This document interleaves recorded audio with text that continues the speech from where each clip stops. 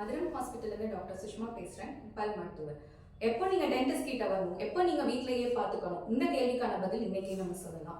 First வந்துட்டு காலையில் night எல்லாருமே ப்ரஷ் பண்ண தான் செய்கிறோம். ஆனாலும் அதில் வந்துட்டு அழுக்கு படிஞ்சு வருது, அதாவது மஞ்சள் கலரில் ஒரு படலம் ஏற்படுது அப்படின்னு நிறைய பேர் வந்து சொல்லுவாங்க.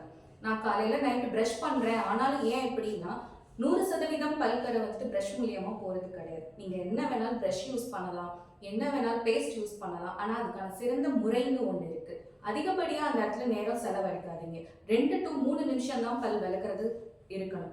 அதுக்கப்புறம் நீங்கள் ஒரு நான்வெஜ் இல்லைன்னா ஒரு ஸ்டிக்கி ஃபுட்ஸ்ன்றது நான் பல்லில் படக்கூடிய பொருள், அதாவது சாக்லேட்டு அந்த மாதிரி ஏதாவது சாப்பிட்டீங்கன்னா உடனடியாக மவுத் வாஷ் பண்ணிடுங்க.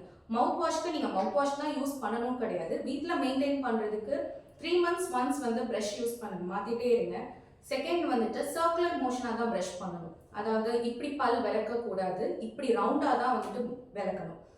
2 to 3 minutes மேலே போச்சுன்னா நம்மளோட எதிர் வந்துட்டு ரொம்ப மெல்லிஸாக இருக்குது. 2 to 3 நிமிஷத்துக்கு மேலே விளக்குறப்போ ரத்தம் ஆட்டோமேட்டிக்காக வர செய்யும். சில பேருக்கு காலையில் பல் விளக்குறப்போ ரத்தம் வருதுன்னுவாங்க. அழுக்கு அதிகமாக படிஞ்சாலும் ரத்தம் வரும். அழுக்கு சேர சேர ஈரெல்லாம் இறங்க ஆரம்பிச்சு பல் ஆடக்கூடிய நிலமும் வரும்.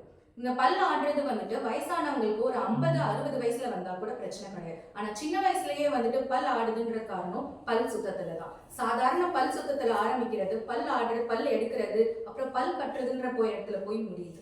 டெய்லி எப்படி கண்ணாடி பாக்குறீங்களோ அதே மாதிரி உங்க பல்லையும் நீங்க பாத்துக்கோங்க. அதுல சின்னதா கரும்புள்ளிகள் ஏற்பட்டாலும் உடனடியா நீங்க டென்டிஸ்ட் கிட்ட வந்து கண்டிப்பா பார்க்கணும்.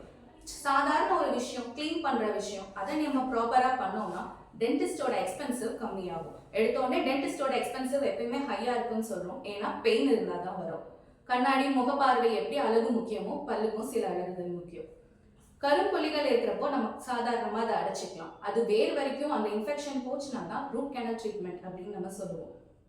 பல்லு கிளீன் பண்றதுக்கு மவுத் வாஷ் தான் யூஸ் பண்ணணும்ன்றது அவசியம் கிடையாது. உங்களால முடிஞ்ச அளவு கல்லுப்பு தண்ணி சேர்த்து கொதிக்க விட்டு அதை கூட வாய் போட்டு கொப்பளிச்சுக்கலாம். நம்ம இதை நீங்க ரெகுலரா ஃபாலோ பண்ணாலே போதும். சில பேருக்கு என்ன ப்ரஷ் பண்ணாலுமே வந்துட்டு அழுக்கு போகாது அப்படின்னா அவங்களுக்கு சீரான பல் வரிசை கிடையாதுன்னு அர்த்தம். எப்பயுமே ஒரு டெஸ்ட் என்னைக்குமே ஒரு மந்த்லி ஒன்ஸ் முடிஞ்சா இல்லைன்னா ஏர்லி ஒன்ஸ் அந்த மாதிரி ஏதாவது ஒரு செக்அப் நார்மலா பார்த்துக்கோங்க. சீக்கிரம் எல்லாமே சரியா போகும். திரும்பியும் ஒண்ணுதான் சொல்றேன், மூஞ்சிக்கு எப்படி கண்ணாடி பார்க்குறீங்களோ பல்லுக்கும் டெய்லி ஒரு பார்த்து ஏதாவது பிரச்சனை இமீடியட்டா வந்து பாருங்க. தேங்க்யூ.